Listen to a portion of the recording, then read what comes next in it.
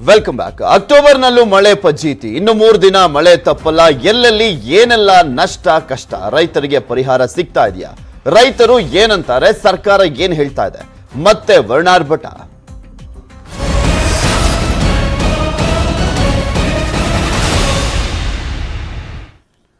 ರಾಜ್ಯದಾದ್ಯಂತ ಮುಂದುವರೆದಿದೆ ಮಳೆಯ ಆರ್ಭಟ. ಇನ್ನು 3 ದಿನ ರಾಜ್ಯದಲ್ಲಿ ಮಳೆ ಅಬ್ಬರ ಫಿಕ್ಸು. ರಾಜಧಾನಿ ಬೆಂಗಳೂರಿನಲ್ಲಿ ಮಳೆ ಆರ್ಭಟ ಅಂತೂ ಜೋರಾಗಿದೆ. ಸಂಜೆ ಆಗ್ತಾ ಇದೆ ಅಂದ್ರೆ ಸಾಕು, ಬೆಂಗಳೂರಿನಲ್ಲಿ ಸರಿಯಾಗಿ ಮಳೆ ಸುರಿಯಕತ್ಕೊಂಡ್ಬಿಡುತ್ತೆ. ನೀವು ಕೂಡ ನೋಡ್ತಾ ಇದ್ದೀರಾ, ಮನೆಗೆ ಹೋಗ್ಲಿಕ್ಕಾಗಲ್ಲ. ಜನರಲ್ ಶಿಫ್ಟ್ನಲ್ಲಿರೋರಂತೂ ಪರದಾಟವನ್ನ ಮಾಡಬೇಕು. ಆ ರೀತಿಯಾಗಿದೆ ಪರಿಸ್ಥಿತಿ ಬೆಂಗಳೂರಿನಲ್ಲಿ. ಕಳೆದ 3 ದಿನದಿಂದಲೂ ಕೂಡ ಹಂಗೆ ಇದೆ. ಬೇರೆ ಬೇರೆ ಜಿಲ್ಲೆಗಳಲ್ಲಿ, ಅಂದ್ರೆ ಸ್ಪೆಷಲಿ ಉತ್ತರ ಕರ್ನಾಟಕ ಭಾಗದಲ್ಲಿ ನಾವು ನೋಡೋದಾದ್ರೆ ಕಳೆದ 1 ವಾರದಿಂದಲೂ ಹಿಂಗೆ ಇದೆ ಪರಿಸ್ಥಿತಿ. ಕರಾವಳಿ ಸೇರಿದಂತೆ 18ರಿಂದ 20 ಜಿಲ್ಲೆಗಳಲ್ಲಿ 3 ದಿನ ಇನ್ನೂ ಮಳೆ ಆಗುತ್ತೆ. ಹಳೆ ಮೈಸೂರು ಭಾಗದಲ್ಲಿ ಇವರು ದಾಳಿಂಬೆ ಬೆಳೆದು ವರ್ಷಕ್ಕೆ 1 ಎಕರೆ ಜಾಗದಲ್ಲಿ 10 ಲಕ್ಷ ಸಂಪಾದನೆ ಮಾಡ್ತಾರೆ. ಅವರಿಂದ ಕಲಿಬೇಕಾ? ಫ್ರೀಡಮ್ ಆಪ್ ಅನ್ನ ಈಗಲೇ ಡೌನ್ಲೋಡ್ ಮಾಡಿ. ಮಳೆ 3 ದಿನ ಇರುವಂತದ್ದು, ಅದು ತಗ್ಗಲ್ಲ. ಧಾರಾಕಾರವಾಗಿ ಮಳೆ ಸುರಿಯುತ್ತೆ ಅಂತ ಹವಾಮಾನ ಇಲಾಖೆ ಎಚ್ಚರಿಕೆಯನ್ನು ಕೊಟ್ಟಿದೆ. ಗುಡುಗು ಸಿಡಿಲಿನ ಜೊತೆಗೆ ಭಾರೀ ಮಳೆ ಆಗುವಂತ ಸಾಧ್ಯತೆ ಇದೆ ಮುಂದಿನ 3 ದಿನಗಳ ಕಾಲ. ರಾತ್ರಿ ಸುರಿದಂತ ಮಳೆಗೆ ಬೆಂಗಳೂರಿನಲ್ಲಿ ಮತ್ತೆ ಅವಾಂತರಗಳು ಸೃಷ್ಟಿಯಾಗಿದೆ. ರಸ್ತೆ ತುಂಬಾ ನೀರು ನಿಂತು ವಾಹನ ಸಂಚಾರಕ್ಕೆ ತೊಂದರೆ ಆಗಿತ್ತು ಸಾಕಷ್ಟು ಏರಿಯಾಗಳಲ್ಲಿ.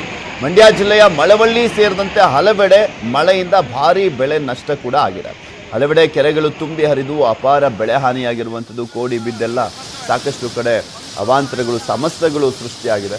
ಈಗ ತೋರಿಸ್ತಾ ಇದ್ವಿ ಕೆಲವೊಂದು ಪ್ರಮುಖ ದೃಶ್ಯಾವಳಿಗಳನ್ನು ಗಮನಿಸ್ಬೋದು. ಬೆಂಗಳೂರಿನಲ್ಲೂ ಕೂಡ ಸಾಕಷ್ಟು ಅವಾಂತರಗಳು, ಸಮಸ್ಯೆಗಳು ಸೃಷ್ಟಿಯಾಗಿದೆ. ಅದರ ಜೊತೆಗೆ ಇನ್ನು ಬೇರೆ ಬೇರೆ ಜಿಲ್ಲೆಗಳಲ್ಲೂ ಕೂಡ ಅಷ್ಟೇ ಮಳೆ ಅವಾಂತರವನ್ನು ಸೃಷ್ಟಿ ಮಾಡಿರುವಂಥದ್ದು. ಎಷ್ಟೋ ಕಡೆ ಜನಜೀವನ ಅಸ್ತವ್ಯಸ್ತವಾಗಿದೆ. ಸಂಪರ್ಕ ರಸ್ತೆಗಳೇ ಕೊಚ್ಕೊಂಡು ಹೋಗಿದ್ದಾವೆ. ಜನರು ಯಾವ ರೀತಿಯಾಗಿ ಪರದಾಟವನ್ನು ಮಾಡ್ತಾ ಇದ್ದಾರೆ ಅನ್ನುವಂಥದ್ದನ್ನು ಕೂಡ ಗಮನಿಸ್ಬೋದು ನೀವು. ಎಷ್ಟೋ ಏರಿಯಾಗಳಿಗೆ ಮನೆಗಳಿಗೆ ನೀರು ನುಗ್ದಂಥ ಹಿನ್ನೆಲೆಯಲ್ಲಿ ಆ ಜನ ಜಾಗರಣೆ ಮಾಡುವಂಥ ಪರಿಸ್ಥಿತಿ ಇತ್ತು. ಧಾರಾಕಾರ ಮಳೆಗೆ ರಾಮನಗರ ಜಿಲ್ಲೆ ಚನ್ನಪಟ್ಟಣದ ಹೊಂಗನೂರು ಕೆರೆ ಕೋಡಿ ಬಿದ್ದಿದೆ. ಕೆರೆ ಕೋಡಿ ಒಡೆದ ಪರಿಣಾಮ ರಸ್ತೆ ಮೇಲೆ ನೀರು ರಭಸವಾಗಿ ಹರಿಯುತ್ತಿದೆ. ನೀರಿನಲ್ಲಿ ಉಪ್ಪಿನ ಲಾರಿ ಸಿಲುಕಿ ಚಾಲನೆ ಮಾಡಲಿಕ್ಕೆ ಪರದಾಟವನ್ನ ಮಾಡ್ತಾ ಇದ್ರು ಜನ. ಇನ್ನು ಕೆರೆ ಕೋಡಿ ಬಿದ್ದ ಹಿನ್ನೆಲೆಯಲ್ಲಿ 100 ಎಕರೆ ಕೃಷಿ ಭೂಮಿ ಜಲಾವೃತ ಆಗಿದೆ. ಇನ್ನು ರಾಮನಗರದಲ್ಲೂ ಕೂಡ ಅಷ್ಟೇ ಮಳೆ ಅವಾಂತರವನ್ನ ಸೃಷ್ಟಿ ಮಾಡಿರುವಂಥದ್ದು. ಮಳೆಯಿಂದ ಅರ್ಕಾವತಿ ನದಿ ಬೋರ್ಗರೆದು ಹರಿತಾ ಇದೆ. ಅರ್ಕೇಶ್ವರ ಕಾಲೋನಿಗೆ ನೀರು ನುಗ್ಗಿದ್ದು ಮನೆಯಲ್ಲಿದ್ದಂಥ ಸಾಮಗ್ರಿಗಳು ನೀರು ಪಾಲಾಗಿದೆ. ಇಡೀ ರಾತ್ರಿ ಎಲ್ಲ ಆ ನೀರನ್ನು ಹೊರಕಾಕೋದೇ ಆಗೋಗಿತ್ತು ಅಲ್ಲಿನ ಜನದ್ದು ಪಾಡು. ಚನ್ನಪಟ್ಟಣದ ನೀಲಸಂದ್ರ ಗ್ರಾಮದಲ್ಲಿ ಸರ್ಕಾರಿ ಶಾಲೆ ಸಂಪೂರ್ಣವಾಗಿ ಮುಳುಗಡೆ ಆಗಿದೆ. ರಾತ್ರಿ ಸುರಿದಂಥ ಭಾರೀ ಮಳೆಗೆ ಶಾಲೆ ಕೂಡ ಜಲಾವೃತ ಆಗಿತ್ತು.